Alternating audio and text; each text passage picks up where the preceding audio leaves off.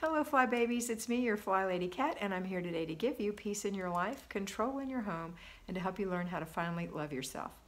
When you're watching this video, it is Wednesday, and I am in the mountains with my husband. These were pre-recorded, as you can see, in my parents' home, wearing the same outfit with no makeup. But you know what? Sometimes we don't have to wear makeup, and I didn't want to today, so I didn't. So this is me with no makeup. And I apologize. I really do try to be more professional with you most of the time, but sometimes I just want you to get the information. So just listen to the information. Okay, today is Wednesday. It is a 3-layer cake.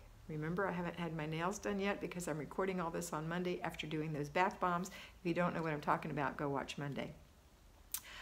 We have 3-layer cake. First layer is our 5 routines. Our routines are morning routine for yourself and your babies. If you're staying home, you go straight to laundry routine, followed with, while the laundry's going, the 3 minutes or so of paper routine. And if you're working, you're going to do the laundry and paper routine just as you come in the door. Get that going. Keep an ear out for it because you'll need to put it in the dryer, and then later you'll have to fold it and put it away because that is doing the laundry. All right, and then you've got your after dinner routine, which is obvious in its name, after dinner routine with the family, and then the before bed routine for your babies and for yourself. Those are the 5 routines. They happen every day, day after day.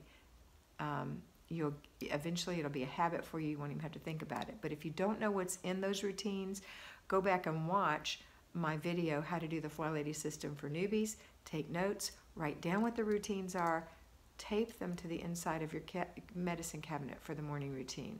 Tape them inside of the kitchen cabinet for the after dinner routine. You know, put them in places for the laundry routine. Maybe you have some things you want to do with that laundry routine. Maybe you want to do like I do here at my parents' home, like we do. Monday, sheets. Tuesday, towels. Wednesday, whites. Thursday, mixed. Friday, darks. Saturday, more towels. Sunday, no laundry. That's how we do laundry here. All right, and we have extra towels because we have a dog and we bathe her every Saturday. And yes, she's doing well. And no, she doesn't have skin irritations. And yes, she smells nice. All right. Okay, so that is the 5 routines. The second thing on Wednesday is your basic weekly plan. So for Wednesday, that is planning and desk day. So if you're going to be leaving for the day, take a snap with your phone, take a picture of the shelves, of the inside of the door of the refrigerator, of the freezer, and maybe even of your pantry, just to get a reminder of what's in there, because you're going to need that. If you're staying home, you're going to have an opportunity to clean it up, to reorganize it, to give it a little wipe down, and to get rid of the things that need to go. If you don't have time to do that and you're working, you may either do that after you come home, depending on whether or not you have enough time, or on Saturday, because you want your fridge to look nice without having to deep clean it all the time. All right, so that's step 1. Step 2 is to shop your shelves and make a menu, because when you shop your shelves and you know what's in there, you'll be able to use up things without buying more things and then ending up with things that go bad either in your refrigerator or on your shelves. Now, when you're putting things together, like let's say you're going to make a lasagna and you have everything to make lasagna but ricotta cheese, then put ricotta cheese on your list. You see what I'm saying?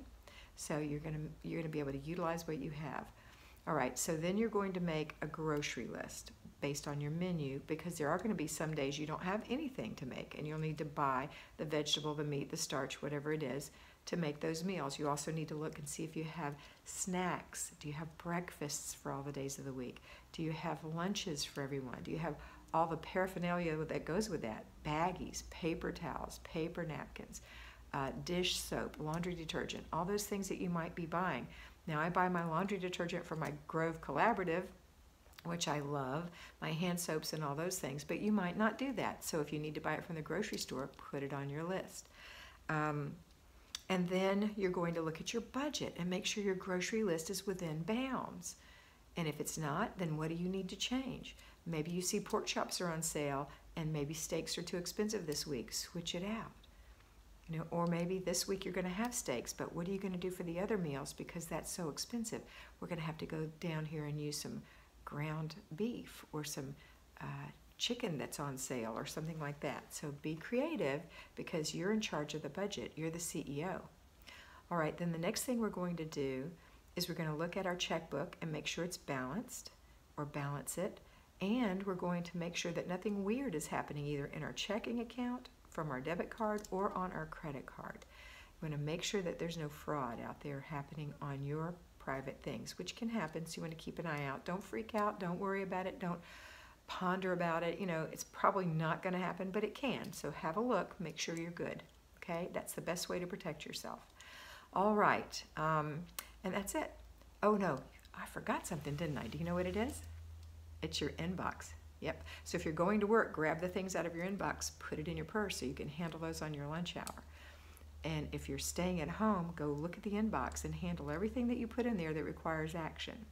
Please don't tell me that you put things in there that you couldn't make up your mind about.